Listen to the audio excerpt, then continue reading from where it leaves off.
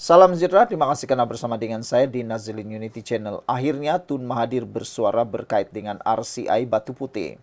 Mahathir mendedahkan perkara yang luar biasa, pelik dan ajaib. Mahathir kata dia berpersoalkan tentang beberapa muka surat yang hilang daripada laporan laporan RCI tersebut. Mahathir persoal 47 muka surat dipadam dalam laporan RCI Batu Putih. Yang menghairankan macam mana Mahathir boleh tahu ada 47 muka surat dipadam. Siapa yang beritahu beliau ada 47 muka surat dipadam ini? Dan ialah kita pun tertanya-tanya juga, kalau betullah ada yang dipadam, siapa yang memadam dan kenapa yang dipadam? Tapi yang paling penting, dari mana Mahathir tahu perkara itulah kan? Bekas Perdana Menteri Dr. Mahathir Mohamad mempersoal ketelusan Suruhanjaya Siasatan Diraja RCI yang didakwanya menyembunyikan 47 muka surat laporan berkaitan Pulau Batu Putih. Mahathir menyifatkan terdapat kecacatan dalam laporan RCI berhubung siasatan kes kedaulatan Batu Putih, Batuan Tengah dan Tubir Selatan yang kini didedahkan kepada orang ramai. Laporan RCI ini telah diklasifikasikan. Dulu rahsia, sekarang terbuka. Siapa yang bersetuju untuk ia dibuka? Kata Mahathir. Kalau telah dibuka dan bukan lagi rahsia, mengapa kerajaan bantah permohonan-permohonan saya di mahkamah untuk adakan RCI secara terbuka?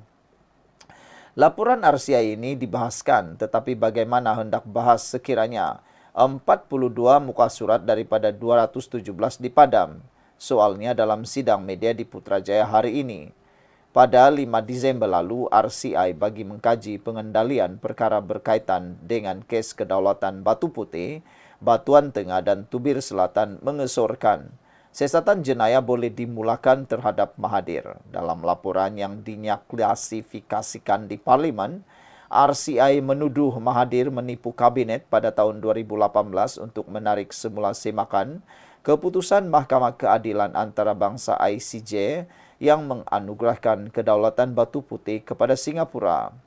Menurut RCI, Mahathir membuat keputusan sepihak untuk menghentikan semakan tersebut tanpa persetujuan kabinet dan hanya memberi taklimat kepada mereka tentang sebab dia berbuat demikian. Saudara, apa pula komen anda untuk isu kali ini?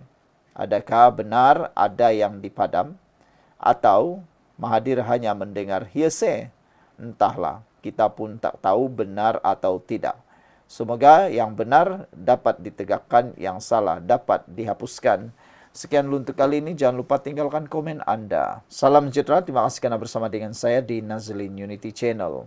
Selepas beberapa hari dihentam habis-habisan oleh pengulas politik, oleh netizen dan oleh RCI Pulau Batu Putih, akhirnya Mahathir tampil memberikan jawapan respon beliau.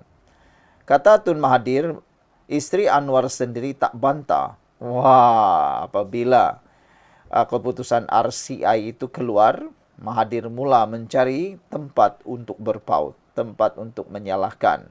Dia kata, isteri Anwar Ibrahim sendiri tak bantah berkait dengan keputusan tersebut. Mahathir Mohamad menafikan dia membuat keputusan sendiri untuk menarik balik semakan keputusan Mahkamah Antarabangsa yang menganugerahkan kedaulatan Batu Putih kepada Singapura. Sebaliknya, kata bekas Perdana Menteri itu, keputusan itu dibuat oleh kabinet yang turut dianggotai oleh timbalannya ketika itu, Wan Aziza Wan Ismail yang juga isteri Perdana Menteri sekarang Anwar Ibrahim. Tetapi menurut laporan RCI tersebut, Mahathir dikatakan menipu kabinet pada waktu itu, mengelirukan kabinet pada waktu itu. Itu laporan yang ditulis dalam RCI tersebut. Dan Mahathir disorkan untuk dimulakan siasatan jenayah terhadap beliau oleh SYOR RCI tersebut.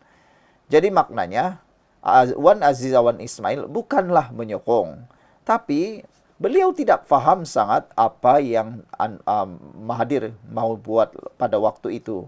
Kerana menurut laporan RCI itu, Mahathir telah pun mengelirukan dan menipu kabinet pada waktu tersebut. Dia mengingatkan bahwa kabinet pada masa itu dianggotai oleh pemimpin pelbagai parti komponen Pakatan Harapan, antaranya Muhammad Sabu, Anthony Lok, Lim Guan Eng, Gobind Singh, dan Zulkifli Ahmad. Mereka semua ni, kata Mahathir, tidak pun menyuarakan sebarang bantahan. Perdana Menteri Anwar baru-baru ini menyatakan isu ini adalah pengkhianatan. Kalau begitu, mulai Mei 2018 hingga Februari 2020, tidakkah Wan Azizah bercakap mengenai pengkhianatan ini, kata Mahathir lagi. Bukankah Wan Azizah timbalan Perdana Menteri pada saya dan isteri Perdana Menteri sekarang? Soalnya, pada 5 Disember lalu, Suruhanjaya Siasatan Diraja RCI bagi mengkaji pengendalian perkara berkaitan dengan kes kedaulatan Batu Putih, Batuan Tengah dan Tubir Selatan mengusyurkan siasatan jenayah dimulakan terhadap Mahathir. Dalam laporan yang diklasifikasikan di Parlimen, RCI menuduh Mahathir menipu kabinet pada tahun 2018 untuk menarik semula semakan keputusan Mahkamah Keadilan Antarabangsa ICJ yang menganugerahkan kedaulatan Batu Putih kepada Singapura. Menurut RCI, Mahathir membuat keputusan sepihak untuk menghentikan semakan tersebut tanpa persetujuan kabinet dan hanya memberi taklimat kepada mereka tentang sebab dia berbuat demikian. Sementara itu, ditanya sama ada dia akan memberi kerjasama jika disiasat seperti mana syur dikemukakan dalam laporan RCI itu, Mahathir menegaskan yang dia akan memberi kerjasama walaupun sedar.